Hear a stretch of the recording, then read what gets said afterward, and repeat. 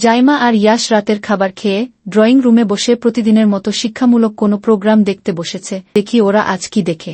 গল্পের নাম ছেড়ে দেওয়ার স্বাধীনতা। ডেভিড ছিলেন একজন অত্যন্ত চাপগ্রস্ত ব্যবসায়ী, যিনি সম্প্রতি হৃদরোগে আক্রান্ত হয়ে হাসপাতাল থেকে ছাড়া পেয়েছেন।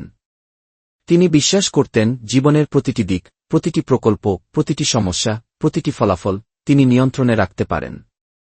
কিন্তু এর বিনিময়ে তিনি যা পেয়েছিলেন তা ছিল কেবল নিরবচ্ছিন্ন মানসিক চাপ এবং উৎকণ্ঠা।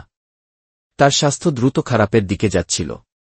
প্রতিদিন মাথা ব্যথা, পেটের সমস্যা এবং ঘুমহীন রাত যেন তার নিত্যসঙ্গী হয়ে উঠেছিল।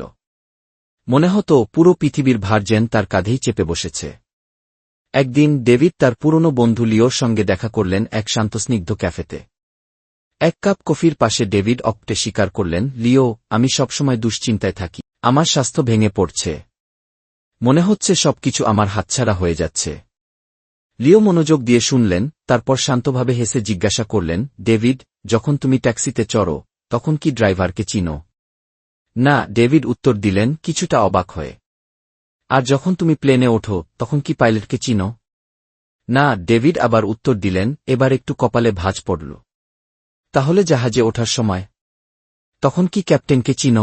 ডেভিড মাথা নাড়লেন, না, অবশ্যই না। লিও সামনে ঝুঁকে এসে সস্নেহ কণ্ঠে বললেন, ঠিক তাই। তুমি অচেনা ট্যাক্সি চালকের ওপর ভরসা করো যে সে তোমাকে ঠিক গন্তব্যে পৌঁছে দেবে। তুমি পাইলটের ওপর বিশ্বাস রাখো যে সে নিরাপদে বিমান নামাবে, যদিও তুমি তার সম্পর্কে কিছুই জানো না। তুমি জাহাজের ক্যাপ্টেনের উপর ভরসা করো যে সে তোমাকে সাগর পেরিয়ে নিয়ে যাবে, যদিও তুমি তাকে চোখেও দেখোনি। তাহলে জীবনের উপর বা স্রষ্টার উপর তুমি কেন ভরসা করতে পারো না? ডেভিড চুপচাপ বসে রইলেন। লিওর সরল অথচ গভীর কথাগুলো তাকে অভিভূত করে তুলল। তিনি বুঝলেন তিনি নিজেকে নিঃশেষ করে ফেলছিলেন এমন সব কিছু নিয়ন্ত্রণ করতে চেয়ে যেগুলো তার হাতের বাইরে। যা তিনি নিয়ন্ত্রণ করতে পারেন তা হল নিজের চিন্তা, নিজের কর্ম এবং নিজের চেষ্টা। বাকি সব কিছু, ফলাফল, অনিশ্চয়তা, এগুলো তাকে স্রষ্টার হাতে ছেড়ে দিতে হবে বিশ্বাস আর শান্তির সঙ্গে। সেই দিন থেকে ডেভিড একটি সিদ্ধান্ত নিলেন, তিনি সাধ্যমতো সেরা চেষ্টাটাই করবেন, কাজে, সম্পর্কে, জীবনে। আর যা তার নিয়ন্ত্রণের বাইরে তা ঈশ্বরের হাতে সঁপে দেবেন।